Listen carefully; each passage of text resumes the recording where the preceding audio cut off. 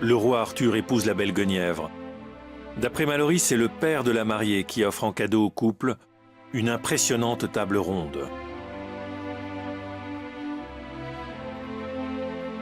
L'union de ces deux personnes de qualité, leur amour, leur vertu et enfin cette table ronde symbolise la paix éternelle pour le royaume. L'adultère ultérieur de Guenièvre, qui, si l'on en croit les textes français, fugue avec Lancelot, ne plaît guère à Malory. Il le passe sous silence, préférant présenter l'amour du couple royal sous le meilleur jour, comme s'il en faisait une affaire personnelle.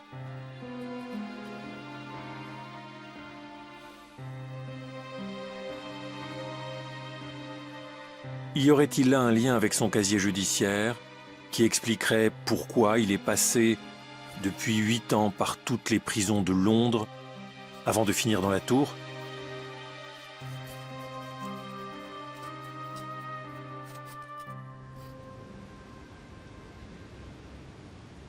Christina Hardiment a reconstitué dans sa maison d'Oxford l'incroyable histoire du chevalier Malory et en a fait un ouvrage volumineux.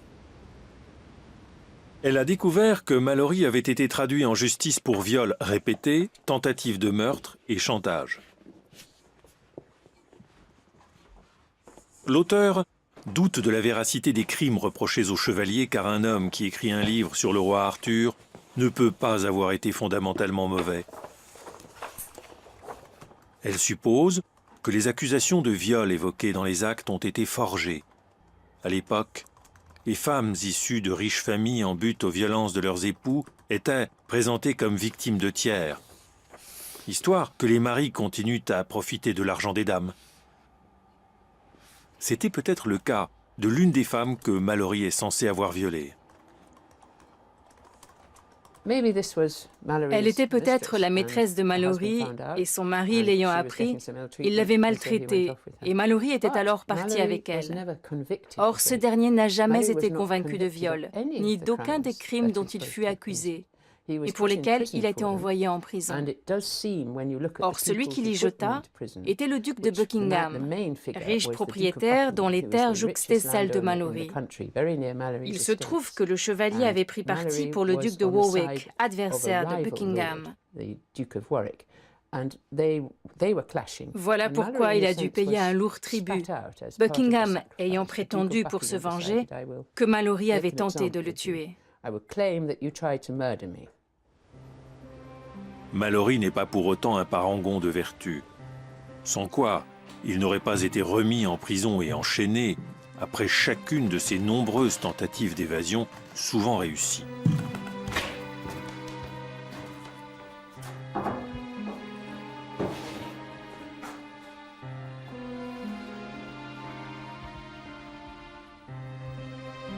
La Tour de Londres sera la dernière étape de son odyssée en cette période troublée de guerre civile.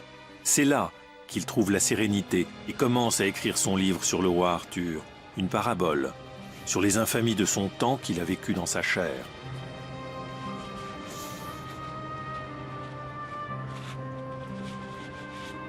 La Tour est alors un quartier de haute sécurité pour les prisonniers politiques considérés comme dangereux.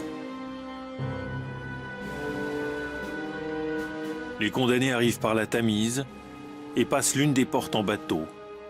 Il est rare de ressortir vivant d'ici.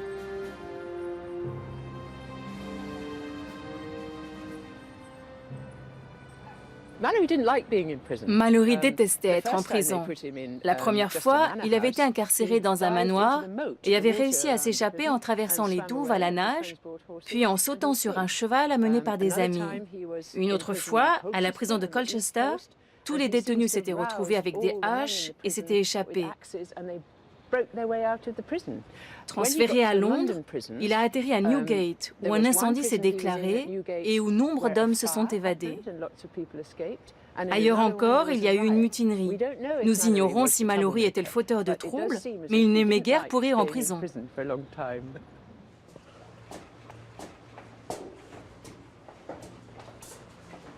Quel sentiment pouvait animer Malory lorsqu'il passa ces lourdes portes et longea ces murs épais en 1469 ? Cette pièce est située dans la Beauchamp Tower, l'une des parties les plus anciennes de l'édifice. C'est une cellule de ce genre que Malory a dû occuper. Plutôt spacieuse et confortable, comme vous voyez. Cette fenêtre est sans doute plus grande qu'à l'époque.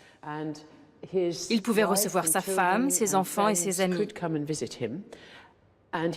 Mais il devait payer des frais de séjour, comme tous les prisonniers. L'ironie voulait que la taille de votre cellule dépende de vos revenus.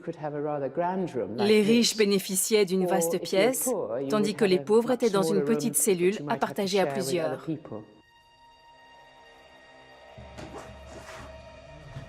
Sir Malory, inventeur du roi Arthur, était semble-t-il suffisamment fortuné pour s'offrir une suite luxueuse, ainsi que du beau papier, de l'encre et des plumes.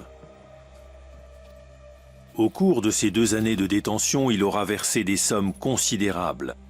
Le manuscrit sur la mort d'Arthur et les aventures des chevaliers de la Table Ronde comptera plus de 800 pages.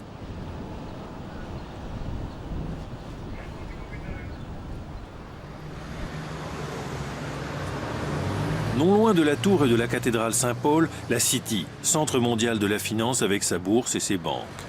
Le seul mythe auquel on sacrifie ici, c'est l'argent vite gagné.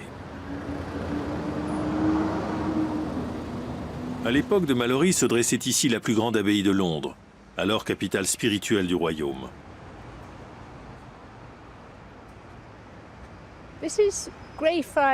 C'est la Greyfriars Church, qui correspondait autrefois à la nef principale de l'une des plus grandes églises de Londres. Son centre était ici, et derrière vous aviez le chœur. L'édifice était presque aussi imposant que la cathédrale Saint-Paul, et tout aussi célèbre. Elle abritait les sépultures des rois, des reines, des chevaliers et de leurs dames. Nous avons une longue liste avec les noms des personnes inhumées ici, et l'un de ceux-ci est celui de Sir Thomas Malory of Warwickshire.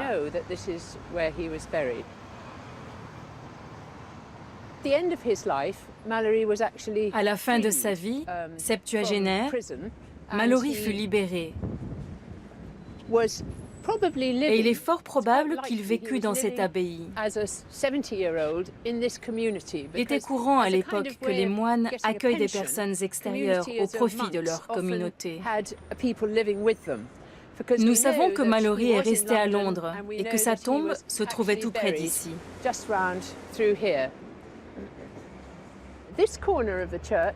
Ici se trouvait autrefois la chapelle de Saint-Francis. Or, nous savons que Malory a été inhumé au coin de la dite chapelle. Certes, nous voyons aujourd'hui la pierre tombale d'un défunt du XVIIIe siècle. Mais c'est bien le site de sa tombe, qui était sans doute recouverte d'une plaque cintrée avec une effigie du chevalier. Et l'inscription « Here lies Sir Thomas Malory, valiant knight ». J'aime bien ce terme de vaillant, synonyme de force, de droiture, d'honnêteté et d'ardeur au combat.